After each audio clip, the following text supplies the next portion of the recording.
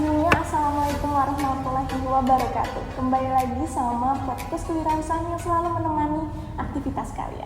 Sebelum itu aku menyapa dulu nih untuk para pendengar setia dari podcast kewirausahaan, mungkin yang lagi sibuk sama revisiannya, deadline-nya atau hal-hal yang harus kalian kerjain, tapi badan kalian masih nolak. Bareng sama aku Salsa Bilandra ini, di sini kita akan membicarakan topik-topik yang seru berkaitan dengan UMKM di masa pandemi. Nah, di siang hari ini juga kita akan kedatangan narasumber yang sangat luar biasa, teman-teman, yang pastinya akan menginspirasi kita semua. Narasumber kali ini berasal dari keluarga besar Fakultas Pertanian di UPN Veteran di Jakarta. Selamat siang dan sebelum tahu Ibu Heni. Selamat siang, Kak. Sehat ya, Bu ya? Alhamdulillah sehat dan selalu semangat. Pastinya selalu semangat. Nah, untuk teman-teman yang belum tahu Ibu Heni, Ibu Heni merupakan salah satu dosen di jurusan agrobisnis di Fakultas Pertanian. Kemudian beliau juga menjadi trainer manajemen bisnis dan mentor UMKM dengan sertifikasi fasilitator pemberdayaan masyarakat, kemudian penjamah makanan, diversifikasi olahan ikan, dan sertifikasi excellent gitu ya. Ya. Tadi menyinggung tentang pendampingan UMKM, terus berkaitan juga tentang usaha. Ada nggak sih Bu usaha yang lagi dijalani nih, khususnya di masa pandemi seperti ini? Kebetulan dari tahun 2013 saya sudah melakukan usaha kecil-kecilan ya. Sampai sekarang juga masih usaha mikro, tetap mikro. Ya, tapi tetap semangat. Kebetulan saya karena passion saya itu di dunia kuliner, sehingga usaha yang saya jalani adalah usaha kuliner. Berarti sejak 2013 itu saya sudah mulai profesional. Artinya bahwa saya mentransformasi dari usaha informal menjadi usaha yang formal. Itu 2013. Tapi kalau usaha itu sendiri sebetulnya sejak saya SMA saya sudah menjalani. Udah cukup lama ya Bu ternyata ya, dari 2013 sampai 2021 sekarang. Kalau waktu SMA itu usaha apa yang dulu Ibu lakuin? Kebetulan karena saya memang senangnya bikin kue kering ya. Jadi saya bikin kue kering, kemudian saya tawarkan ke teman-teman, ke saudara, tetangga, begitu. Mereka suka gitu. Jadi saya awalnya berawal dari kue kering. Kemudian ya dari SMA sampai dengan 2013 itu saya masih di kue kering terus. Kemudian mulai tahun 2019 saya baru menjamah ke makanan. Jadi kebetulan saya ini begini nih, usaha saya ini sebetulnya hadiah dari teman-teman saya. Nah, luar biasa kan? Usahanya hadiah nih. Nah, kebetulan saya bergabung dengan Forkom UMKM Kecamatan Ngemplak. Nah, di sana teman-teman memanggil saya itu Bu Mami. Saking akrabnya. Jadi sudah Bu pakai Mami. Karena paling heboh sekecamatan. Nah, Bu Mami. Nah, pada saat itu kami mengikuti lomba pameran potensi daerah. Nah, di sana kami membuat konsep, kebetulan konseptornya itu kebetulan saya pada saat itu. Nah, kita membuat angkringan. Nah, di angkringan itu kami mengakomodir banyak UMKM. Kan di angkringan itu apa saja bisa dijual ya. Nah, ada makanan, ada minuman. Jadi produk-produk UMKM itu kita kemas dalam bentuk angkringan. Nah, untuk nasi bakar itu orang-orang pada nggak mau bikin gitu, ribet katanya. Sehingga mau tidak mau, suka tidak suka saya harus membuat begitu. Tapi karena memang saya ini orangnya unik, nah jadi nasi yang saya jual pun juga unik gitu. Akhirnya saya memunculkan sego kobong. Nah, sego kobong Bu Mami. Nah, karena kenapa kok Bu Mami? Karena teman-teman manggil saya Bu Mami. Jadi sego kobong Bu Mami gitu. Sego kobong ala angkringan. Jadi kalau nasi bakar biasanya kan panjang besar gitu ya. Enggak, saya tidak, saya kecil-kecil, jadi model angkringan. Jadi sekali makan. Iya, jadi kita nggak kerasa tuh habis berapa gitu, nggak terasa. Tapi biasanya makan 2 kotak saja, 2 bungkus itu sudah kenyang sebetulnya. Ya, karena mungkin nasi bakar saya berbeda dengan yang lain. Jadi banyak diminati gitu ya? Iya, nah dari situ kemudian saya baru mulai membuat pesanan made by order, kemudian risol mayo, yang paling top line-nya adalah risol mayo dan sego kobong tadi. Berarti kalau beli sego kobong sama risol mayo itu Ibu pasti? Insya Allah. Boleh nanti main ke tempat saya ya. Kita cicipi bareng. Iya. Terus kalau misalnya dari saya nih, tadi ide awal terbentuknya Sego Kobong itu karena banyak peminatnya apa yang kenal ibu itu tadi, atau karena pengen mendirikan angkringan aja gitu Bu awalnya? Iya, jadi berawal kalau yang nasi Sego Kobong ya, Sego Kobong ini awalnya karena tadi mau lomba tadi, kemudian ibu harus memberi contoh bahwa ketika tidak ada ya kita harus mengadakan, kemudian kita harus melakukan sebuah inovasi. Inovasinya apa yang ada di situ begitu. Nah kemudian disitulah ibu melakukan sebetulnya tes organoleptik. Oh, apa itu? Nah, pengen tahu atau pengen tahu banget? Ya. Teman-teman pasti juga pengen tahu. Ya, jadi kalau kita ini bikin makanan nih, produk makanan, kita pengen tahu nih pasar itu suka yang seperti apa. Kemudian bagaimana rasanya? Apakah menurut mereka cukup porsinya? Apakah menurut mereka nasinya enak? Apakah dari sisi banyaknya nasi, proporsi nasi dengan lauk dan sebagainya itu menjadi sangat penting. Sehingga ketika ibu jualan pertama kali itu yang namanya Sego Kobong Teriwangi itu, Sego Kobong Teriwangi, ibu bertanya kepada konsumen gitu. Jadi setiap mereka menjawab pertanyaan ibu, misalnya ibu bagaimana rasanya gitu, ibu santai aja deh, kasih masukan saya nih, saya pengen jadi besar nih, saya pengen jadi bisa gitu. Menurut saya porsinya kurang besar, oke, besok saya perbesar, saya tanya lagi gitu. Tapi setiap orang menjawab, dia saya beri reward. Oke, ibu dapat satu free ya, free gift dari saya, entah itu lauknya, entah itu ikannya, entah itu nasi kobongnya itu sendiri, karena saya bentuknya paket ya. Jadi bentuknya paket, kalau untuk GoFood saya paket, tapi kalau untuk angkringan yang waktu lomba itu memang hanya nasi saja, karena segmen pasarnya berbeda. Nah, jadi segmen pasar yang berbeda, produknya pun akan berbeda. Nah, begitu. Jadi disitulah saya mencoba melakukan riset pasar. Dari riset pasar itulah kemudian saya berani mengangkat produk ini menjadi salah satu produk unggulan saya. Begitu. Nah, produk ini kalau dipikir ya kok cuma nasi kobong gitu ya.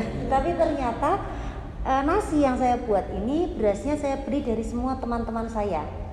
Ikannya saya beli dari teman saya. Jadi Sego Kobong Teriwangi ini merupakan bisnis yang kita kenal dengan nama sociopreneur.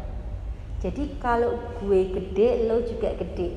Nah gitu. Jadi kalau saya ngambil beras dari UMKM, saya ngambil ikan dari UMKM, saya ambil sayur dari UMKM. Kemudian di sana ada minuman juga, ada cincak, camcao, itu juga saya ambil dari UMKM. Sehingga ketika punya saya laris, yang lain juga ikutan nih. Nah, jadi sekarang nggak ada namanya persaingan ibu, tapi kolaborasi. Berkolaborasi. Iya benar. Itulah yang membuat UMKM bisa menjadi kuat, bisa menjadi besar, itu karena itu. Kolaborasi, iya Bu. Sangat menarik sekali ya teman-teman. Terus tadi juga menyinggung tentang pendampingan UMKM nih Bu. Tadi di daerah Kulon Progo, kemudian Bantul sama Sleman nih Bu. Nah itu pendampingannya seperti apa Bu kalau boleh tahu? Iya. Jadi sebetulnya ini kayak kalau saya ini ya. Mentor.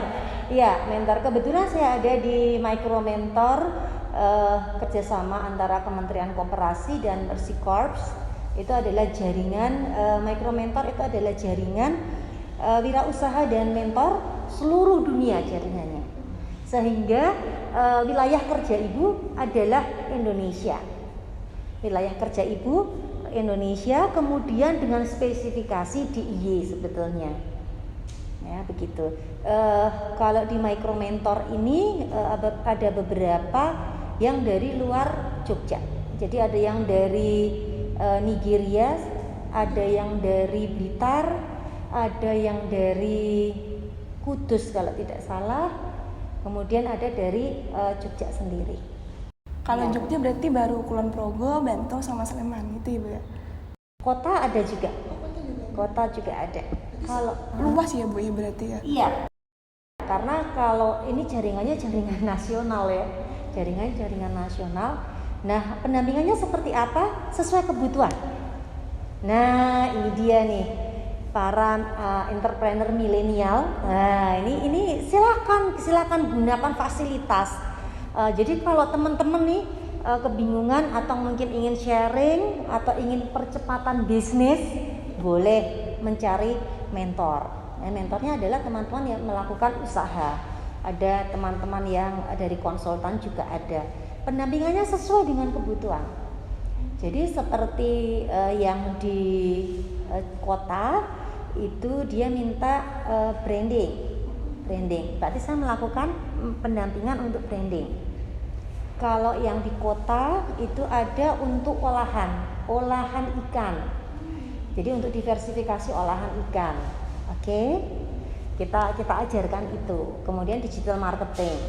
Kemudian untuk yang di Kulon Progo itu karena di sana itu produk unggulannya adalah jagung, mereka minta olahan jagung. Jadi kemarin kita ajarkan ada susu jagung. Jadi kita tidak bohong loh ya, susu jagung artinya bahwa sari jagung dan ada susunya juga ya. Ya, kemudian susu jagung, kemudian nugget. Jadi ketika misalnya kita mengajarkan entah itu di kota, entah itu di Kulon Progo atau di mana saja, kecenderungannya adalah ketika kita mengolah pangan itu zero waste. Sebisa mungkin zero waste. Jadi kalau itu masih bisa diolah, itu akan diolah bermacam-macam. Sampai nanti kalau ikan itu ya tinggal durinya pun sebetulnya juga bisa dimasak juga. Tapi waktu itu, waduh udah capek, udah dari pagi sampai sore gitu ya. Karena ikannya sudah tinggal durinya itu pun sudah mau, saya bilang aduh kasihan deh, buat kucing aja dulu. Besok minggu depan deh kita terus belajar untuk mengolah duri ikannya. Gitu. Jadi itu pendampingannya. Kemudian untuk Indonesia kita ada dua program besar. Yang pertama ketika di Sigap UMKM itu di mentor Sigap UMKM itu kita training untuk cyber security. Jadi kan sekarang semua digital ya, semua digital. Wah kalau kita nggak bawa HP itu bisa nangis seharian itu. Susah. Iya, nggak bawa dompet nggak apa-apa, tapi nggak bawa HP, wah itu luar biasa. Iya. Jadi tetapi ketika kita menggunakan semua digital, nah ini kebanyakan dari UMKM ini keamanan cybernya ini masih kurang, sehingga kita perlu edukasi, kita perlu pelatihan begitu. Sehingga program pertama untuk Indonesia adalah cyber security untuk UMKM. Kemudian yang kedua itu adalah Garda Transfumi. Nah ini kaosnya yang saya pakai, ini kaos yang terbaru ini Garda Transfumi. Jadi transformasi usaha mikro. Jadi usaha-usaha yang non formal diubah menjadi usaha yang formal. Jadi sekarang ada izin usaha yang berbasis risiko. Jadi setiap UMKM nanti akan kita analisis, oh ini resikonya seperti apa, izinnya seperti apa, begitu. Sangat seru sekali ya Bu. Ya. Karena masa pandemi ini juga terus banyak menggunakan teknologi dan itu jadi ke backup semua gitu ya. Iya. Menjalankan usaha juga gampang. Nah, untuk di masa pandemi seperti ini kalau boleh tahu keadaan UMKM yang Ibu dampingi itu gimana Bu kondisinya sekarang? Tergantung UMKM-nya. Jadi kalau UMKM pariwisata itu benar-benar kita menangis. Itu pendapatan bisa turun drastis menjadi 0% begitu ya, karena memang sama sekali tidak ada masukan begitu. Nah kemudian kalau untuk yang agribisnis itu insya Allah masih jalan bahkan meningkat. Ya. Kemudian kalau yang penjahit dan sebagainya itu dia bisa meningkat karena menjahit masker dan sebagainya itu masih bisa berjalan begitu. Tetapi kalau misalnya yang fashion, nah itu agak menangis ya, Jadi memang bermacam-macam ininya, sehingga kita cara pendampingannya pun akan berbeda-beda. Seperti itu. Jadi ada up and down-nya gitu ya, Bu, kalau di masa pandemi seperti ini. Nah, untuk kelanjutannya itu mungkin apa sih Bu yang harus dipersiapkan itu untuk masyarakat awam yang mau melaksanakan UMKM gitu? Apa strategi yang harus dilakukan sebelum menjalankan usahanya? Menurut Bu Heni seperti apa? Oke, jadi ada beberapa tahap ya. Yang pertama itu adalah mengenali diri sendiri. Ya, jadi kalau kita mau berusaha, kita harus mengenali diri sendiri. Siapakah aku? Nah, kita melakukan analisis SWOT, strengthen, weaknesses, opportunity, and threat. Jadi analisis tentang kekuatan diri kita, tentang kelemahan diri kita, peluang apa yang bisa kita masuki, dan ancaman yang akan kita hadapi. Itu sangat-sangat penting. Jadi kita mengenali diri kita dulu. Ya. Kemudian kita mengidentifikasi passion, gairah. Apa sih yang jadi passion kita? Gitu. Seperti ibu misalnya, ibu passionnya adalah memasak di dunia kuliner, begitu. Ya itu yang nanti akan menjadi bisnis ibu. Kenapa diarahkan dari passion? Ketika kita melakukan sesuatu dengan senang, itu akan lebih nyaman gitu, lebih mudah menjalaninya, kita lebih nyaman, kita lebih punya pemikiran yang luas, lebih punya pemikiran untuk melakukan inovasi, begitu ya, sehingga lebih enak. Bisnis itu berangkat dari hobi, ya, berangkat dari hobi. Nah kemudian setelah kita tahu passion kita ini nih, nah kemudian kita membuat personal strategic planning. Jadi perencanaan strategi untuk diri sendiri, ya. Nah kemudian setelah itu baru kita akan mengubah. Jadi kita harus punya mimpi ya. Jadi dari personal strategic planning kita punya personal brand, kita punya mimpi. Langkah kedua adalah mengubah mimpi menjadi visi. Loh kenapa mimpi kok dirubah jadi visi? Nah, kalau mimpi itu tidak dirubah jadi visi ya selamanya mimpi. Oh iya benar. Hanya mimpi saja. Kita tidak akan mampu untuk meraihnya. Tetapi ketika mimpi itu kita rubah menjadi visi. Visi itu adalah impian masa depan yang ingin kita raih, kan intinya itu. Jadi ada greget, ada motivasi yang kuat, ada dorongan yang kuat. Iya, semangat yang kuat untuk meraih mimpi itu. Gantunglah mimpi itu setinggi langit. Setidak-tidaknya kalau jatuh itu masih nyangkut di pohon kelapa. Gitu ya. Nah, kemudian setelah kita punya visi, kemudian kita melakukan riset pasar. Nah kebanyakan ini kesalahan di awal adalah aku pengen punya produk yang semua orang bisa pakai. Nah, iya kan?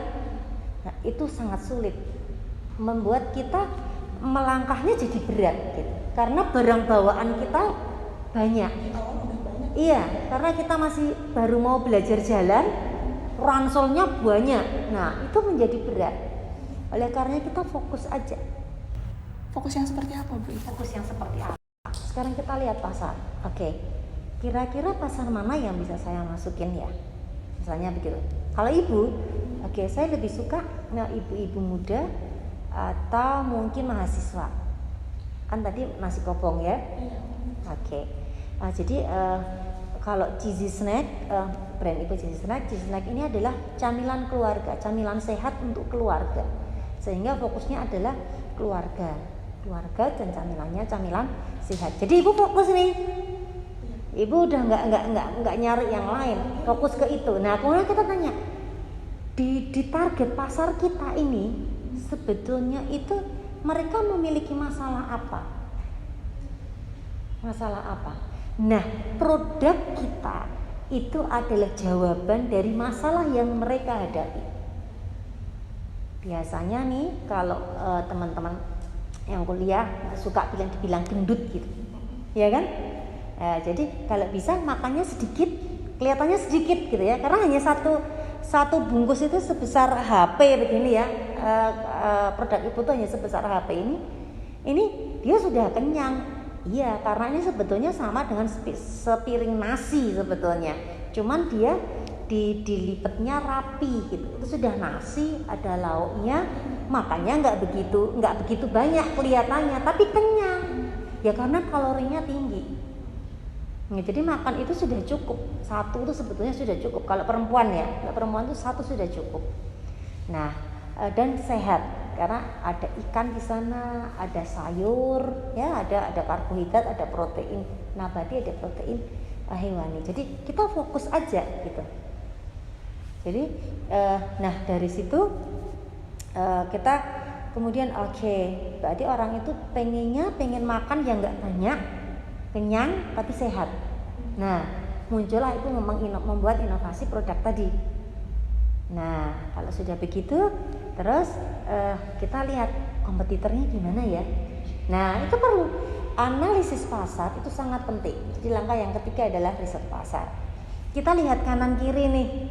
Oh, tetangganya kalau jualan nasi bakar seperti apa? Oh, bentuknya seperti ini. Oh, aku bentuknya beda deh.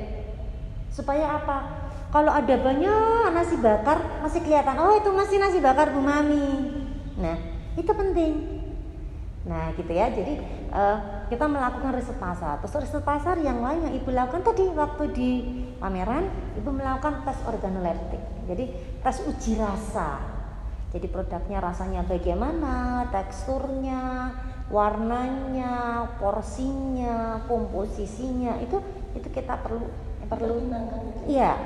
melakukan uji. Jadi tidak hanya apa kata orang gitu ya.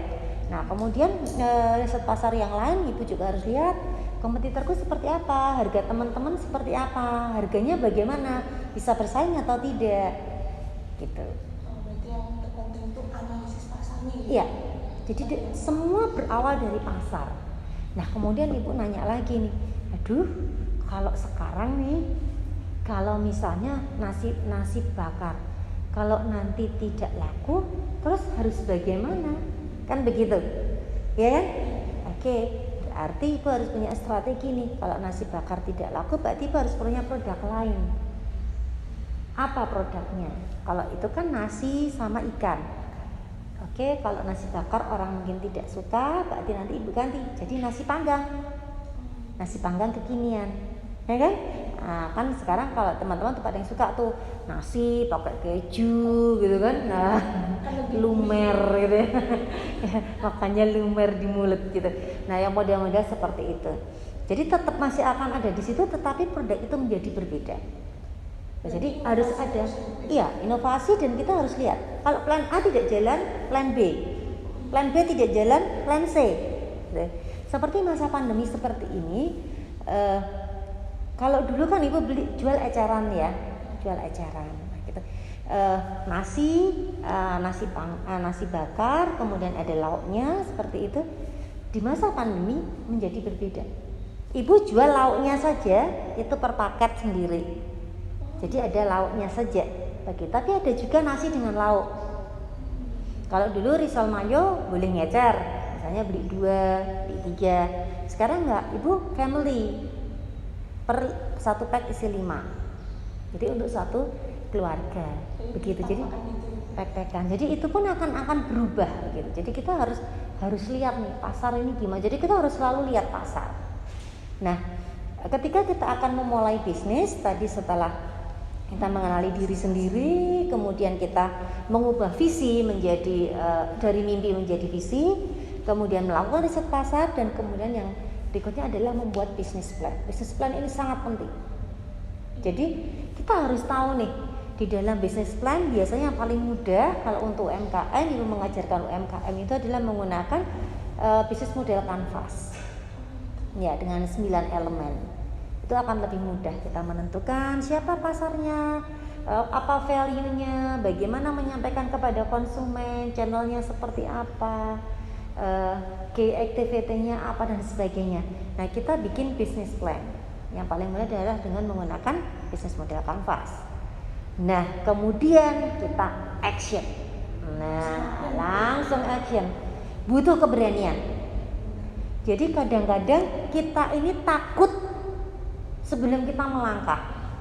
Nah, itu yang jadi repot. Harusnya kita harus fight, berani dulu, melangkah dulu. Nah, melangkah, nanti kalau ada apa-apa gimana? Nah, kita butuh strategi. Nah, itu dia.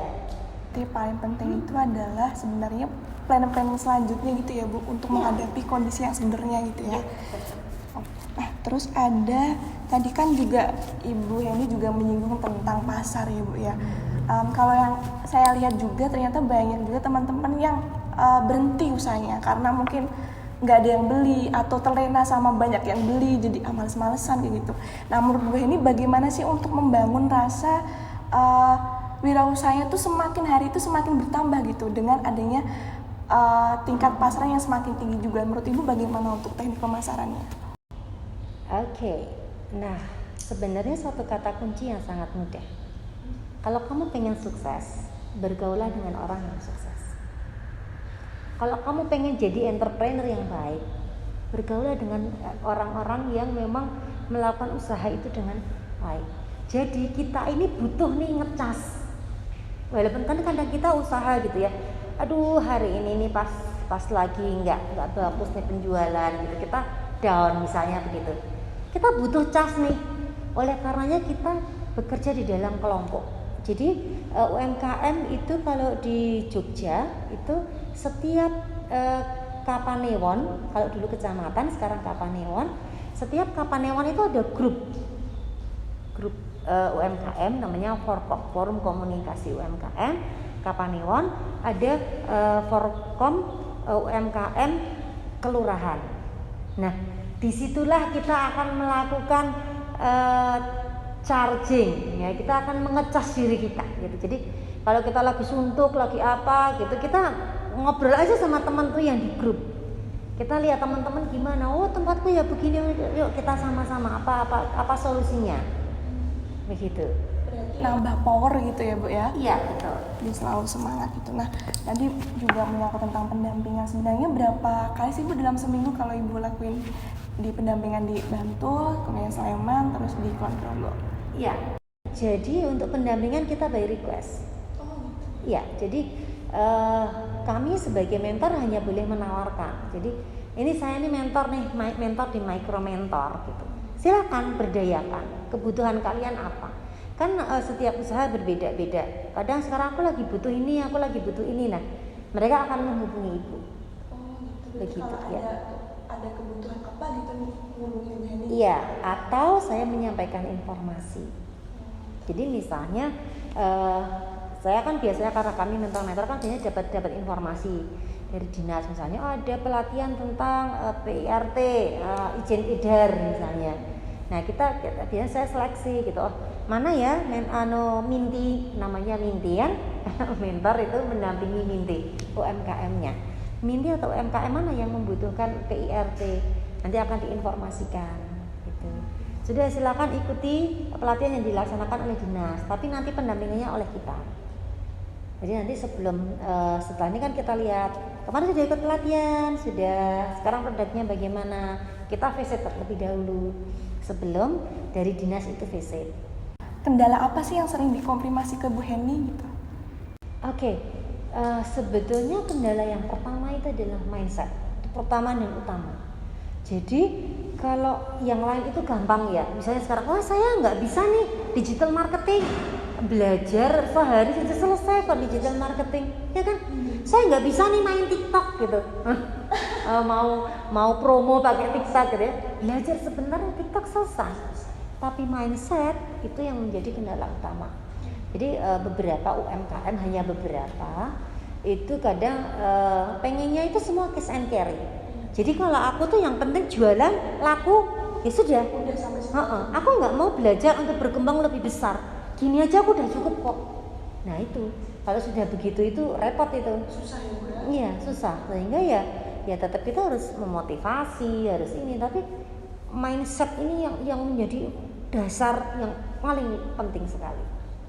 Nah mungkin ini terakhir ya Bu ya, untuk teman-teman yang masih bingung untuk memulai usahanya atau udah yang punya usaha tapi masih malas, nggak mau berinovasi. Nah ada pesan nggak buat atau tips buat teman-teman yang di rumah? Oke, satu tips sederhana. Jadi yang pertama adalah kita tuh harus berpikir positif, bertindak positif, dan selalu semangat untuk menciptakan lapangan kerja. Jadi jangan siap bekerja, tapi siaplah menciptakan lapangan kerja. Karena Allah itu memberi kita rizki, kalau kita berbagi dengan yang lain, maka Allah itu akan memberikan rizki kita yang lebih banyak. Iya, supaya kita bisa berbagi lagi kepada yang lain. Ya, itu. Kemudian yang kedua, jangan pernah takut. Kalau takut sama Allah saja. Yang lain jangan pernah takut. Jangan pernah takut berusaha.